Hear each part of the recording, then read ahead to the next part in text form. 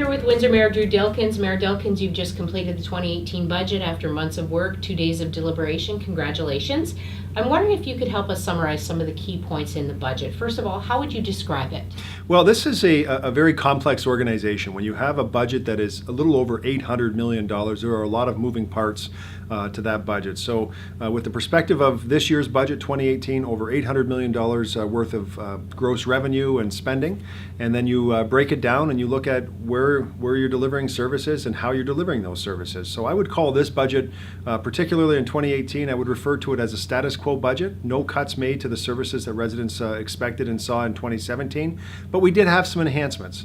And so we're able to add these enhancements and have this conversation about how to improve our budget like we did this year, because we've brought our debt down to $85 million. It was once $230 million. It's now $85 million.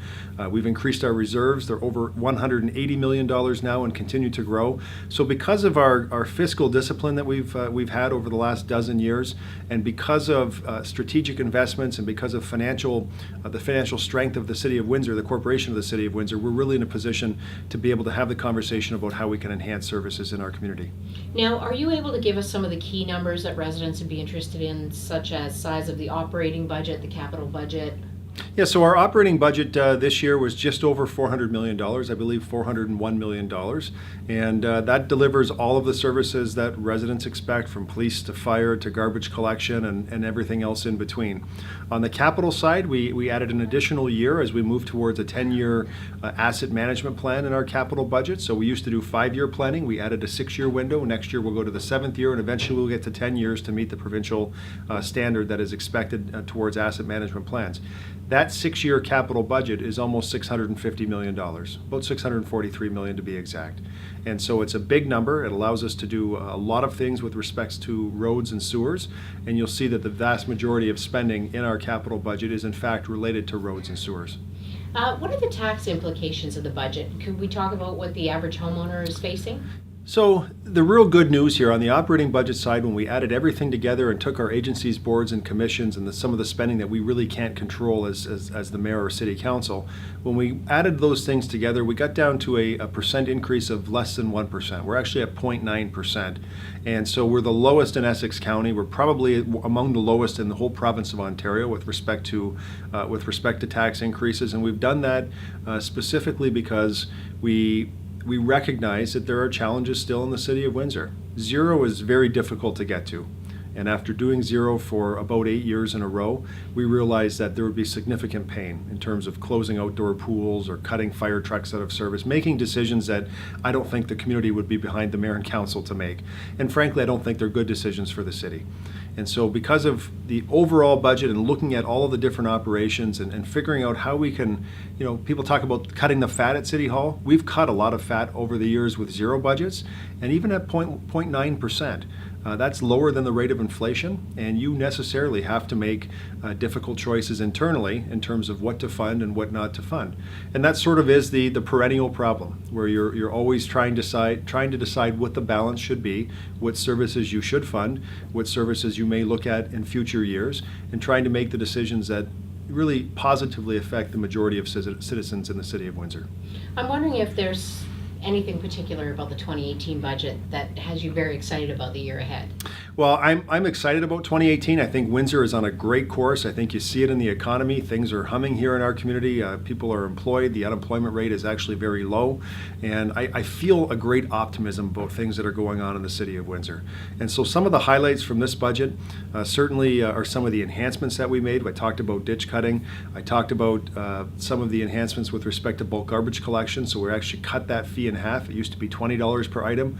We reduced it in 2018 to $10 per item, so residents can move couches out to the side, call 311, and have that couch now picked up right at curbside without having to figure out how to borrow a friend's pickup truck and get it to the dump. And there are many other positive improvements as well, whether it's dealing with some of the homeless issues that we've seen and adding a position to deal with that, some other positions in social services to deal with sort of the softer side of the business, but the real important side of the business as well. And And even in our parks, adding some position in parks to make sure that we're maintaining the park system that we have, over 200 parks in our system, and they really are in many ways the crown jewels of the community, whether you're talking about our beautiful riverfront, whether you're talking about Jackson Park and things that we do there, or really the whole host of other community centers and activities that we offer in our indoor and outdoor recreation facilities. So there are some great things, and I'm really excited this year that we're going to move forward and finally allow residents the opportunity to have access to one of our most beautiful parks, and that's the 86-acre Peche Isle. We are a city that owns an island, but until now, you've only been able to access that island if you were able-bodied and could canoe or kayak over, or if you had a boat. And so now we're going to provide that service and allow residents to get to Peche Isle to be able to drive around, or not drive, but drive their bicycles, ride their bicycles around the island on the path system, and to be able to experience something that's absolutely amazing. I had a chance to go there last summer. I hadn't been there since I was 5 years old, and as an adult, certainly seeing that island and what it has to offer to the community is absolutely incredible. And I'm excited about being able to get a boat and to get people to that island and to fix the path system there that allows people to walk and ride bicycles around the island in a way that they can't do today. And so it's an investment in a park and an island that we own for the benefit of residents in our community. Also really excited about the funding that council allocated with respect to theming and districting. So this was an item that was identified in our 20-year strategic plan that we undertook in 2015. Last year in the budget cycle, City Council approved $250,000 to start the theming and districting process. And really, I had my eyes set on Walkerville, specifically that Walkerville Distillery District, and creating something that we know the bones out there are fantastic. There's been huge organic investment by business owners along Wyandotte Street. You feel the love in that community for the history of that community in Walkerville, and really how do we stitch together all of those pieces that individually would be very difficult for a BIA or for one business to do on their own.